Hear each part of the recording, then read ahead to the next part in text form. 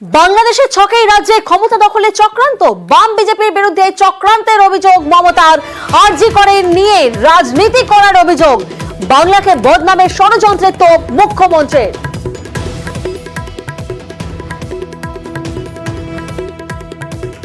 একটা ঘটনাকে কোথায় দুঃখ জানাবেন তা না করে সিপিএম বিজেপি আপনারা রাজনীতি করছেন, ভাবছেন বাংলাদেশে একটা ঘটনা ঘটে গেছে, আমরা সেটাকে টেনে এনে যদি ক্ষমতা দখল করতে পারি। আমি বলি আমি ক্ষমতার মায়া করি না। আপনারা কি চান না আসল কালপিট ধরা পড়ুক? আপনারা কি মনে করেন যে আমরা ছায়ে মুখ ঢেকে আছি? সোশ্যাল নেটেতে যা পাচ্ছেন, যার নামে ইচ্ছে অকথা কুকথা বলছেন, সবটাই মিথ্যে।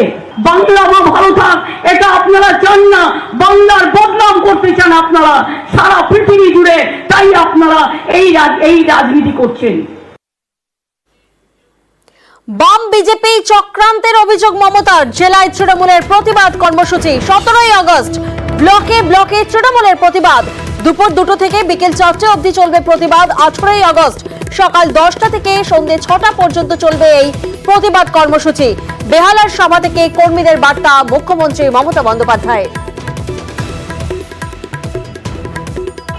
17 তারিখ বেলা 2টো থেকে 4টে পর্যন্ত সব ব্লকে ব্লকে, সব ওয়ার্ডে ওয়ার্ডে তৃণমূল কংগ্রেস বাংলামের চক্রান্ত, বাংলায় অশান্তি করার জন্য তাদের বিরুদ্ধে আমাদের মিটিং আন্দোলন হবে।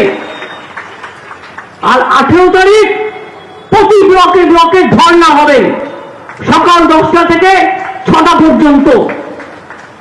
আর 19 তারিখ রাখি বন্ধন।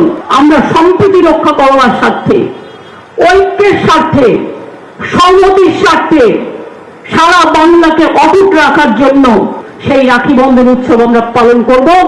তারপরে 20 তারিখ থেকে আবার রাস্তায় নামা হবে, তৃণমূল কংগ্রেস রাস্তায় থাকবে এবং প্রোগ্রাম করবে, দোষীর শাস্তি চাইবে।